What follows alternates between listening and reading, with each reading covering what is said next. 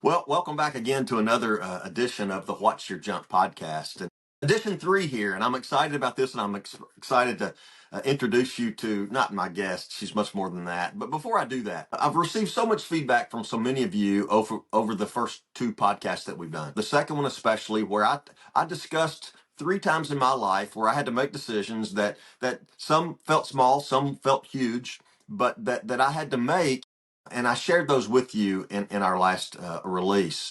And I've heard from so many of you that you felt good about what you heard, that it impacted you and it challenged you on some of your decisions.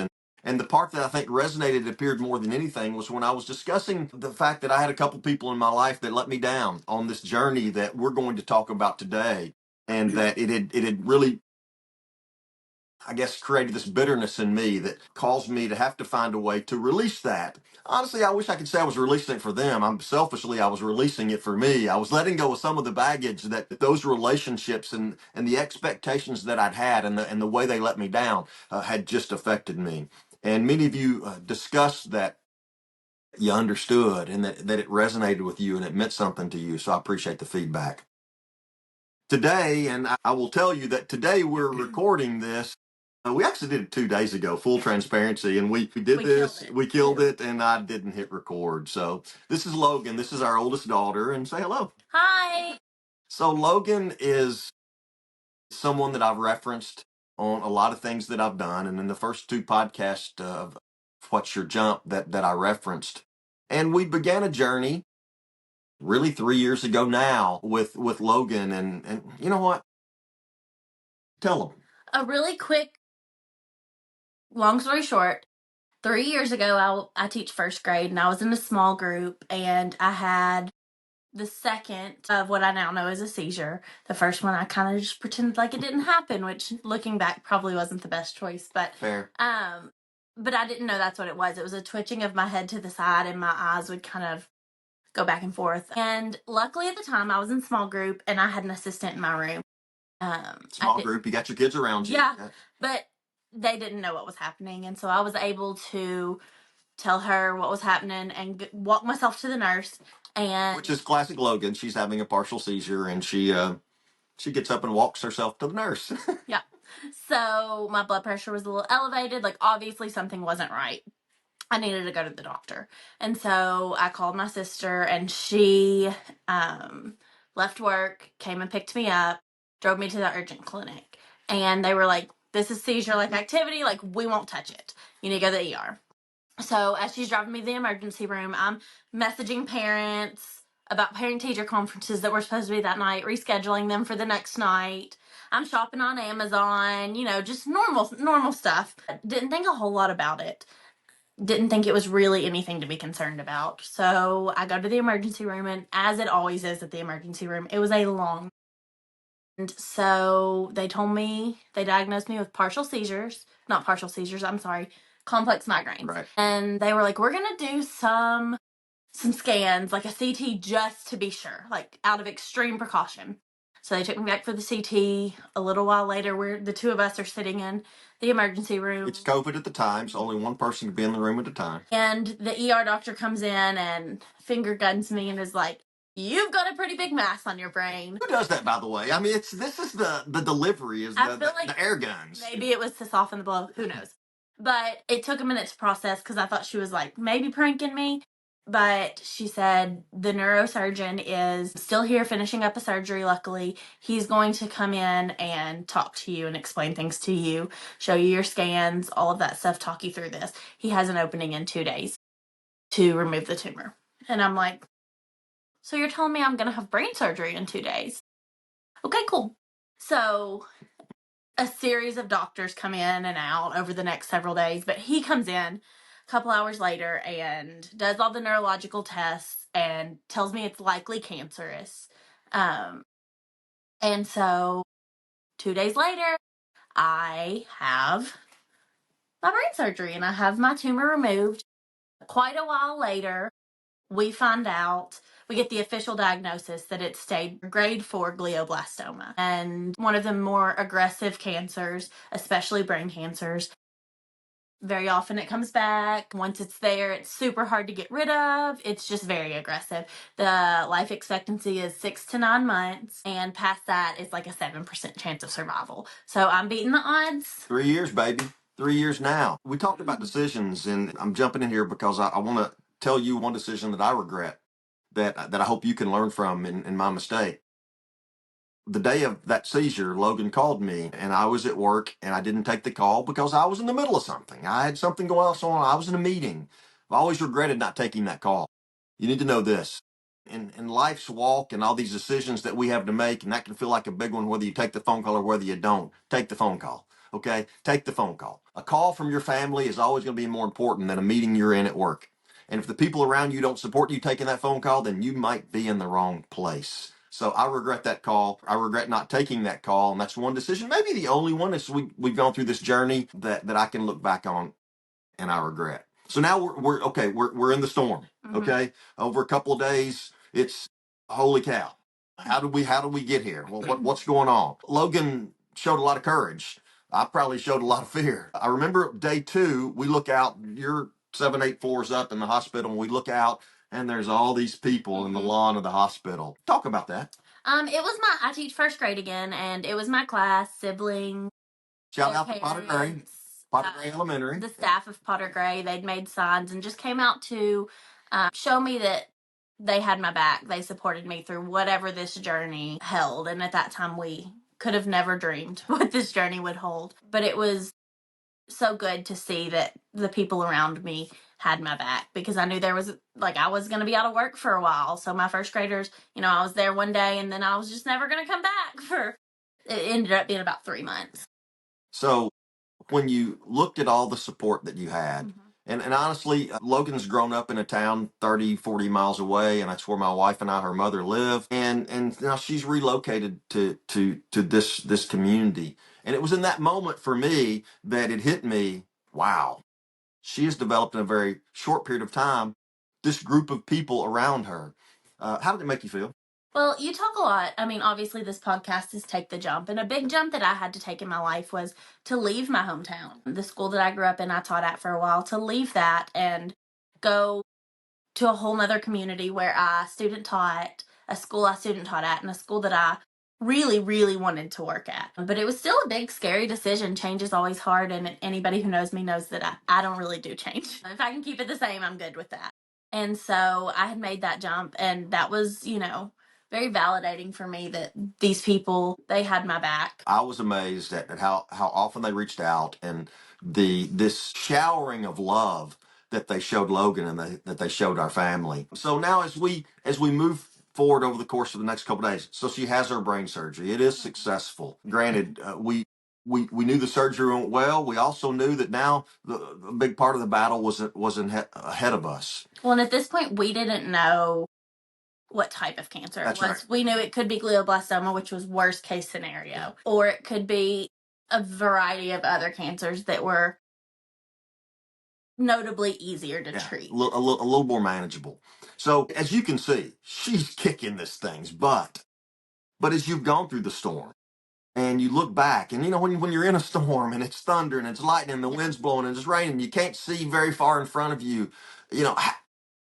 how did you maneuver it? Can you think back to any decisions that honestly that you had to make that looking back now were big at the time? Yeah. So I think a lot of it, you say as the storm's going on, I don't remember the storm.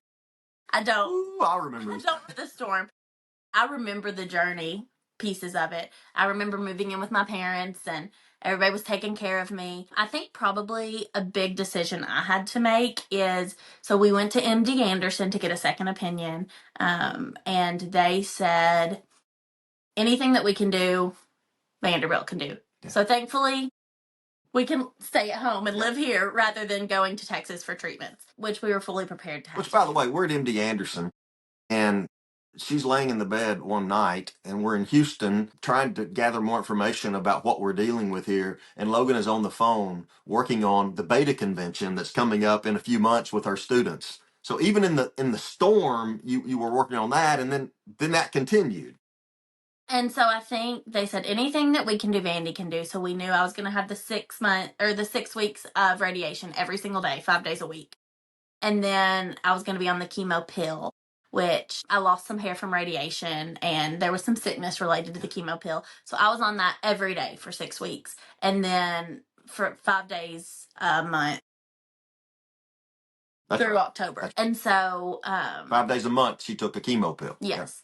And so I had to make the decision, I had enough time. Like I could have taken all of that time off during radiation, but I had to make that decision that for the past 3 months, I've been off and everyone around me is taking care of me. Strong, I'm healing. Yes, I'm going to be going through chemo and radiation. But I'm sick of people taking care of me. I need to get back in the classroom. I need to get back into a routine. I need to be able to take care of someone else. I need to feel that value again. Not that I didn't feel it, but everybody was coming to take care of me. I wasn't able to take care of other people, which in my career is what I do. And so that's what I decided to do. I worked half days through radiation. So I would work in the mornings, and thankfully my principal is phenomenal and he got me a sub for the entire day and says, shout out to Mr. Brown. So there was someone in there with me all day. We would both be in there in the mornings, and then I would leave at lunchtime, and I still couldn't drive, so my sister would drop me off in the mornings, and whoever was taking me that day would pick me up and take me to Nashville and then bring me back. And so I was there in the mornings, and then I would leave for the afternoons for radiation. And I think that was probably my first big decision that I had to make. Think about what Logan just said right there. She said, I had to make the decision that what was healthiest for me was to focus on others. She'd spent this period of time that she felt like others were taking care of her. And the thing that she could control was she could make the decision to go back and love on those kids and take care of those kids and show them what it was to handle adversity the right way. Logan was, listen, dealt a crappy hand. But she made the decision, I'm gonna focus on others. Now I will tell you, you hear people say a lot of times there's blessings in every storm. And when you're in the storm, it's hard to see the blessings sometimes. When you're in the storm, it's hard to recognize that anyone has ever gone through it but you. It's hard to see that there's anybody who's ever dealt with anything like this but you, and we can start to feel sorry for ourselves. The blessing in the storm for me was a whole bunch of days. We picked Logan up from Potter Gray Elementary at noon, and we got to drive her to Nashville. Now, granted, we were driving to Nashville for a radiation treatment, and it wasn't any fun, but we had so much time together on that stretch that I look back and I think that was such a blessing. Now, Logan, as we continue through this, and then you're getting stronger, you're getting better. By the way, Logan teaches first grade. She also coaches high school golf. She's academic team sponsor, and not academic Not team? anymore. I'm sorry.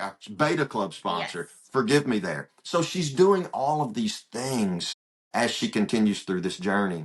As you think back, Logan, where did the courage come from?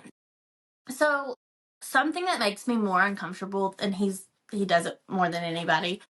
Something that makes me more uncomfortable than anything is when people are like, you are so brave.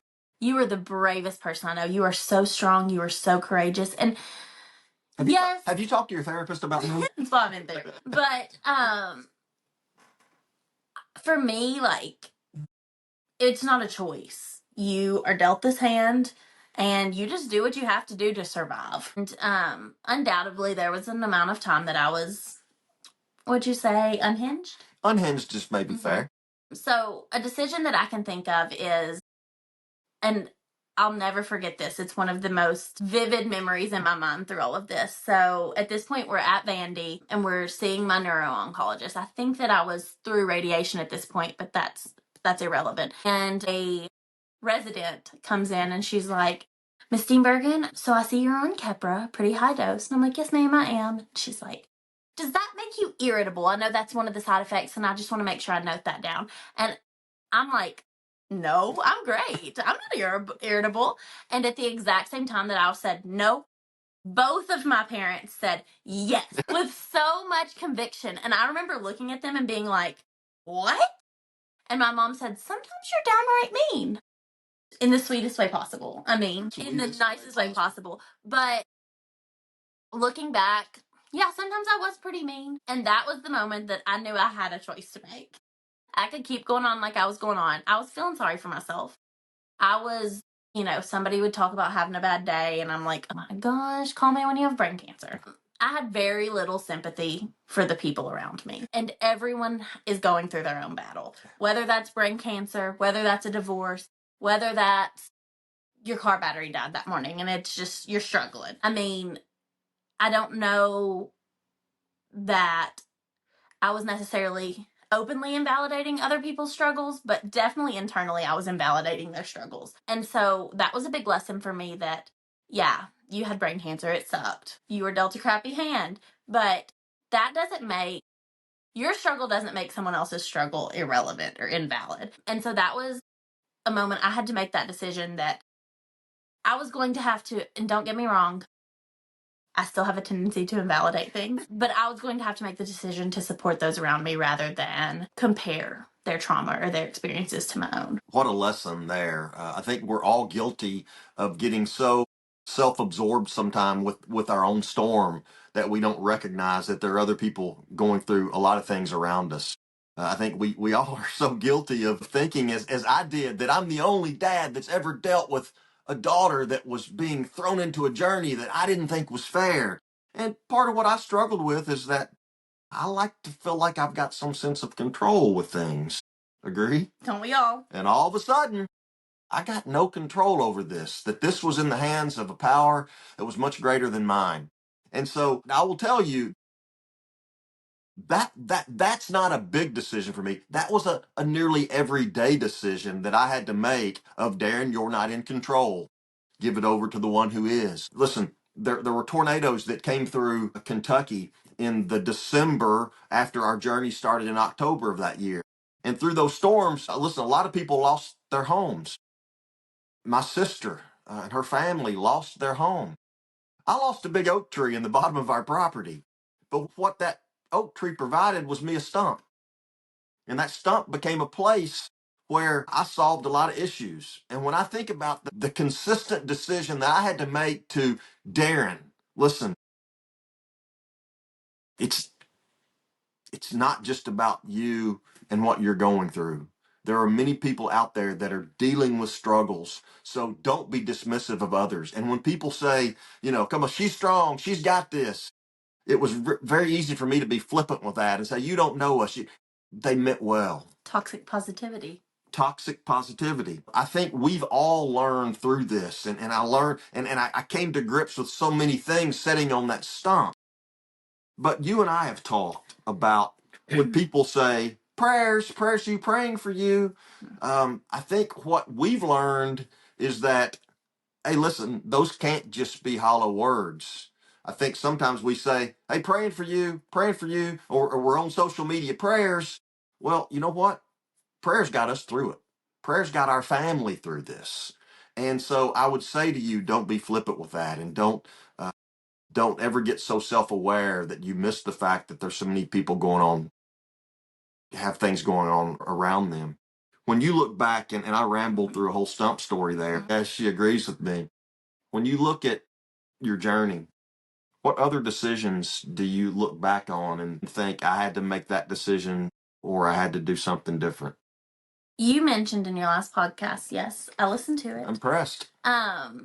About the people who let you down. And I can only think of one person during my immediate journey that I felt like let me down. I considered that person one of my very best friends. And the moment I got sick, it's like they ghosted.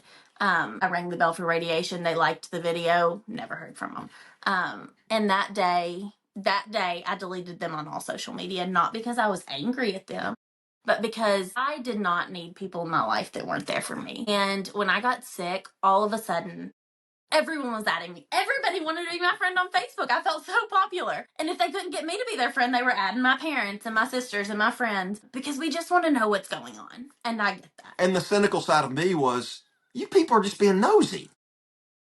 And I'm the nosiest person I know. So I get that. Like, some people I would add them just to be like, hey, you know what? I get it, girl. But everyone who I'd ever met, people who didn't like me, very open about not being my biggest fan, were reaching out, prayers, love you. All of a sudden, they wanted to be on my side. And people that I hadn't talked to in years or wasn't super close with anymore, all of my friends who had kids, all of a sudden wanted me to meet their kids. Like, say you think I'm going to die without saying you think I'm going to die. And I say that jokingly, but it really did mean so much to me that all of those people reached out. But, the thing that people don't see is the moment the immediate journey is over, the moment you seem better to everybody else, people kind of disappear. So I'd been living with my parents for a while because I couldn't live alone. And I moved back to Bowling Green eventually, went back to work full time, and everybody else's life went on. Well, mine really didn't for a while. And for me, I slipped into a dark place just because I'd been so surrounded by everyone. I think that time was probably harder for me than the actual surgery and the diagnosis and all of that stuff. The time after was hardest for me because the people I was like, oh my gosh, like I've got all these people supporting me until I didn't anymore. And I super dwelled on that because, everybody went back to their life. I didn't constantly have people anymore. And I really had to remind myself, this was your life before you got sick. I mean, like, you have your people. The reality is, like, we have friends, but grown up friendships, you don't talk every day. And so the people that really mattered were still reaching out. They were still there for me. It may not have been every day, every minute. They weren't necessarily coming to visit, sending gifts. Not that I expected that. Always thankful though. But it just felt very empty for a while. And I had to remind myself that your people are still here. You've gone on with your life, they've gone on with their lives, but the moment you need them, they're still there. And so I had to make the decision to focus on the people who were there rather than the people who weren't. And that's something that I still have to sometimes make that decision because it's very easy, I think, for people to, me included, go on with their lives. You remember when Logan had brain cancer? It's over. She's good now. But the reality is, I'm still going for scans every 2 months. I'm still, early on, my doctor said, it's not if it comes back, it's when. I'm beating those odds. Yeah. We're very optimistic. But the reality of it that I have to live with every day and we have to live with every day is that there's always a chance that it'll come back. I'll have scans for the rest of my life. I'll be on seizure medicine for the rest of my life. And I just had to come to terms with that and come to terms with the fact that, my people are always there and I have to be there for them in the same way that I expect them to be there for me. I will say one person that sticks out in my mind through the whole journey is my 6th grade teacher, Mrs. Larkin. Oddly enough, she still will reach out. I'll get a message from her on Facebook, thinking of you, praying for you, had you on my mind today. And it oddly always seems like a day that I really need it or a day that I've had a scan. And she'll say specifically, through my journey, she was like, what specifically can I pray for? And that just felt so much more genuine to me because it's like, you knew she was taking what you said you needed those prayers for and she was praying for it rather than just prayers, which are always appreciated. But she was finding out, what exactly do you need prayers for this day? Is chemo making you sick, or are you really struggling with the drive to Nashville? What is it that day? And so that really meant a lot. And did that need feel covered? Yeah. That request? Yeah, honestly. And so I think through the whole thing, people like her and, the other people in my life are phenomenal. They've had me. They've covered me in love. And I've had to make that decision just to focus on them. The rest of them don't matter. Yeah. Think about what Logan just described. And as I'm listening, and honestly, I'm listening with you. I'm listening as a proud dad.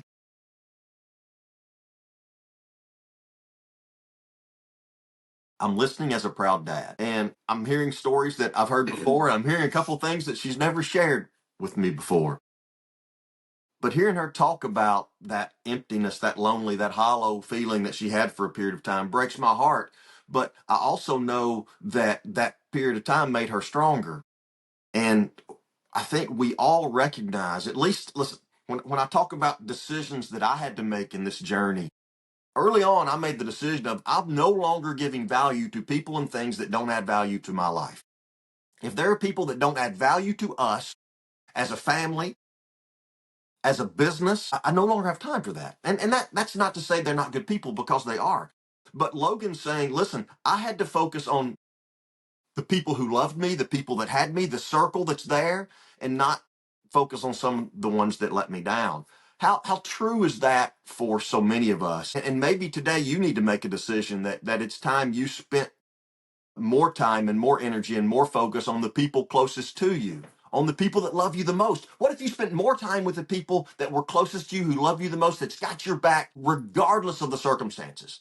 What if you spent more time loving those people and focus on those people and less time focusing on the people and the things out there that don't add value to your life?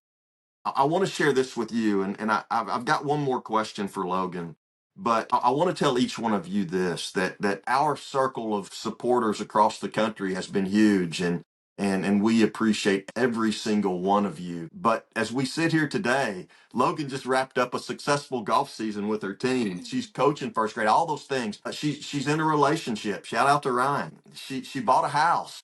There's so much good here, and I am so immensely proud to be her dad.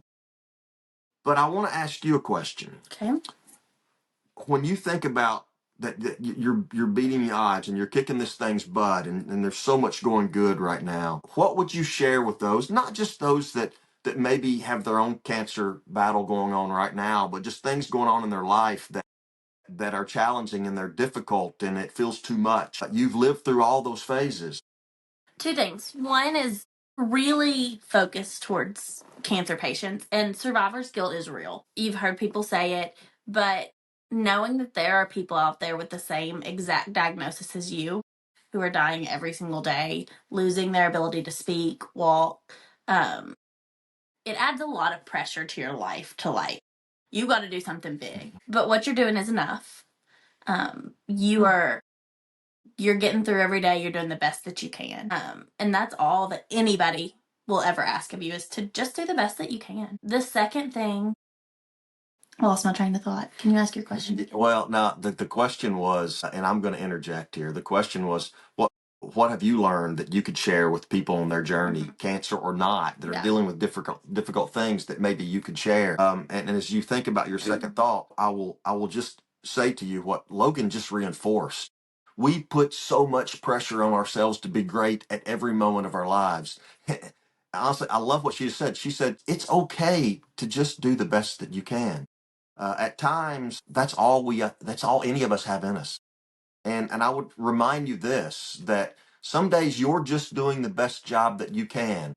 And there are days that there are plenty of people around you who are just doing the best job that they can as well. And to push through this thing and to try to make all of this as good as we can for those around us.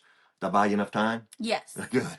My second point is lean on your people, but also remember that just because you're going through this doesn't mean that they're never going to go through anything or they're not going through something. So let them lean on you as well. I mean, God put these people in your life for a reason. Relationships are a give and a take. So there are times that they're going to need you, and there are times you're going to need them. That's why you have your people, your family, your friends, your loved ones. Let them hold you up when you're not strong enough to do it yourself. Here's what you all need to know is that Logan's been the one who's been at the eye of the storm. Now we've been right there with her the entire way. But you would think that our role would be to provide her support and strength and lift her up. And the reality is this: in many cases, she was the one that was giving us strength. She was the one that was lifting us up. There were many days that she was encouraging us. The day she talked about in the emergency room when the came in and then we got the likely cancer. I will always remember what Logan said to me first, because as her dad, I think I was probably about to fall apart. And she said, Dad, it's okay. I'm okay. Those words. You remember that? No. It's okay. I'm okay. And I'm thinking, I'm glad you are, because I'm a mess right now. But in that moment, she specifically was getting the news. This was affecting her. Yes, it was affecting our entire family because we love her so much. But in that moment, what she was worried about was making sure I was okay. It's okay. I'm okay. It's okay. I'm okay. So as we all push on this journey, there's going to be those decisions in your life. There's going to be those times. Some are big, some are small. For me, I wish I'd made the decision differently to answer the phone that day. For Logan, it was a decision at times to focus on pouring herself into others, to really flip the script for her because she was tired of just it being everybody taking care of her. A lot of you are on a similar journey. A lot of you have a lot of things going on. Some of you have none of this going on. So I would tell you this: be grateful. Those of you who are in the storm, keep pushing. Listen, you're going to get through this. And there's going to be a time that you're going to feel like you come out of this and you're going to look back. And I remember early on, my wife said to me, she said, I'm ready to feel like some of this is in our rearview mirror. And you know what? Some of it feels like it is, but it's still a journey and we're still pushing on. I love you. Love you. I'm proud of Logan so much. And I think that, will you do this again with me sometime? Yeah, for sure. Yeah. Make the decisions you have to make. But more than anything, I think learn from Logan and focus your energy on the people in your circle and spend more time being grateful for them instead of stewing about some of the things and some of the people that you don't feel like are there for you in the way that they should. Any final thing to share? I don't think so. Yeah, we're good. Hey, you know what? She didn't cry. I didn't, but so we did good. We did good. Classic. Yeah, classic. I know. As my wife said, you're the biggest crier in the family sometimes. So anyway, all right. You know how I always end this. I do. Can you give it to him? Swagger on, y'all. All right, you heard her. Swagger on. See you next time on What's Your Jump.